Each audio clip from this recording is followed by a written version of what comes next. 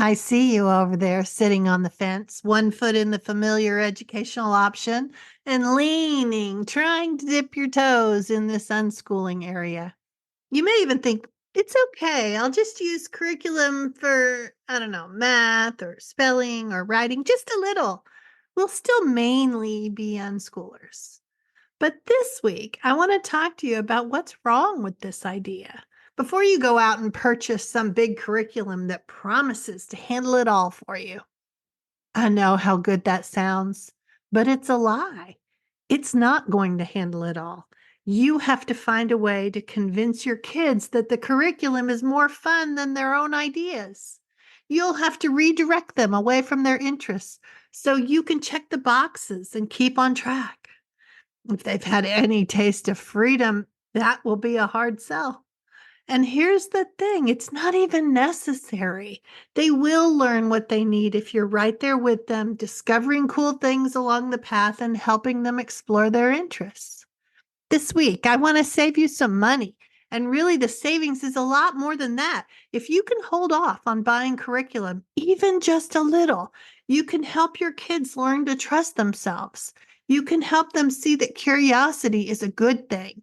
They can learn that learning is fun, especially when it has nothing to do with checking other people's boxes. The list goes on of all the benefits of unschooling. But if you're not totally convinced, I want to share a few things that I think are what's wrong with just a little curriculum. Why is one subject needing more focus than another? Are you afraid it's not going to come up in real life? And if it doesn't come up in real life, do you really need it? When we separate subjects, are we saying this one is harder? So we're putting our own bias into our kids when they may have no math phobia at all, no anti writing feeling until you give them yours. It applies to any subject that we're not fond of. Is it a trust issue?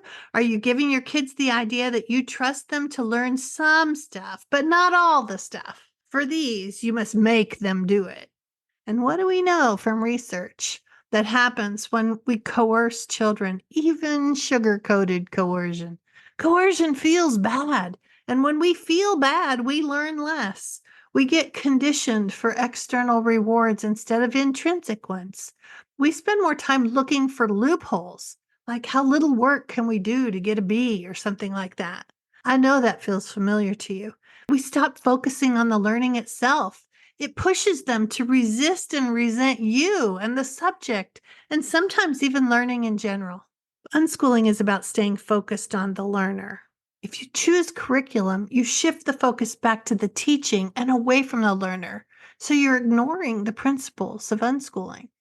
When we keep separating subjects out, we have a lot more deschooling to do. And I want to tell you, I skipped over a lot of deschooling and it prolonged my anxiety. It caused me to panic and throw money at curriculum and filled my path with obstacles that didn't need to be there.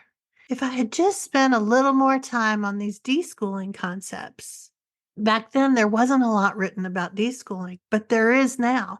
And I have a ton for you at the website, at YouTube, and even more within my membership group. I'll put the link in the show notes. So many of our problems come from trying to hurry through deschooling. This Friday, I'm hosting a webinar that will show you some concrete examples of how unschooling can cover those subjects you're worried about. You don't need to go out and buy curriculum to artificially create an environment where that subject would be used. You may hear unschoolers say, if it doesn't show up in your life, you don't need it. And that may freak you out a little. They don't mean that you're going to skip entire subjects, because some aspects of every subject weaves through your life. And based on your interests and your own experiences, some more than others. And that's okay. None of us are identical to each other. So our learning isn't going to be a cookie cutter approach where all 9-year-olds need to learn this certain thing. I'll go into it in more depth on Friday. I have a lot of examples to show you, but remember this. Unschooling makes room for truly individualizing the learning for your child. We aren't talking lip service here. We mean it. A kid who loves building contraptions and taping cardboard together should be allowed to keep doing that, with you offering more cardboard or different kinds of tape, or what about wheels or metal or old sheets? Don't need to be interrupted to go read from the classics or show me that they can do a worksheet on fractions. Those will come later, probably when they start measuring for the projects they want to create. And they have their whole life to explore other things. But interrupting projects to cover something you're worrying about is like putting speed bumps all over a road that just doesn't need it. Your choice for what they need to know isn't inherently more important than their choice. Yours is driven by your own past school experience, something I really recommend you deschool. And it's driven by fear, whereas their choices are driven by curiosity and their brain's desire to seek out more information in that particular direction. I'm not saying to sit on your hands and wait to be invited into the learning experience. I'm saying watch more than direct, listen more than instruct, observe instead of orchestrate, and then proceed accordingly. What do you know from your own longer life and experience that might be interesting to your child? What could help them expand a little in a particular direction, all the while paying attention to whether they want to expand? They may be happy where they are. That's okay too. Learning happens in waves, not all at one time on a continuous pace. It's ebbing and flowing into peaks and valleys. I know I can get a little heavy on the metaphors, but when we take the school approach, the pre planned curriculum that all kids of a certain age learn certain topics or skills, we are throwing all this information at them, not because they want it, because it's all laid out in a systematic way that we, as the educator, the teacher, have bought into.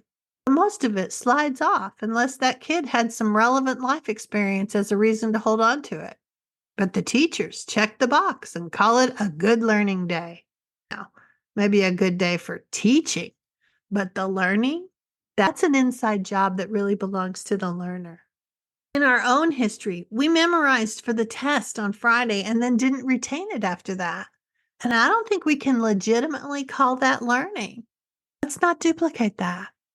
The difference is what happens when you start with the interests of the learner and you move in that direction. Maybe the 7-year-old is curious about something that isn't taught to kids until typically high school biology.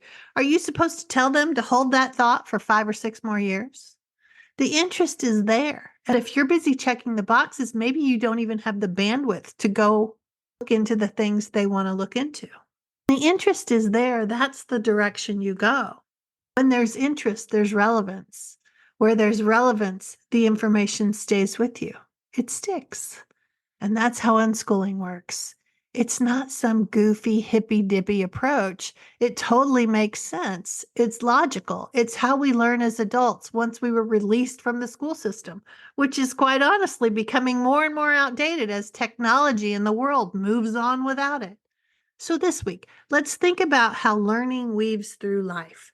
Let's embrace a little more of that unschooling approach. Come to my free webinar on Friday where we'll talk about it. Get on my email list so you can find out about all the resources I'm creating that could actually help you do this. If you listen to this after April 5th, when the webinar is, the recording will be up at the Unschooling Mom to Mom YouTube channel. I have an entire playlist of past webinars, like What's a Typical Day, or Is Unschooling Too Weird? This is the 4th one for this year, the first Friday of each month. That's enough from me. Reach out to get the unschooling support you need, and I'll be back to chat with you again soon. Here's my little intro in case you're new here, and if you're not new, maybe we should connect. I'm Sue Patterson, sharing nearly 30 years of unschooling experience with parents like you, ready to learn more about how this unconventional approach to education can actually be the best choice. I have courses, guides, ebooks, and even a private membership community where you can get all the support you need. You can find it all at unschoolingmomtomom.com or in the show notes. You really don't have to figure this all out on your own. And if you enjoyed the podcast, leave a review. It helps your podcast platform know that the Unschooling Mom to Mom podcast is worthwhile, and we'll share it with more parents who can find out how they don't have to stay stuck with the status quo. They can break away from their current approach that isn't working and make the leap toward unschooling. So reviews and comments are always appreciated. Happy unschooling.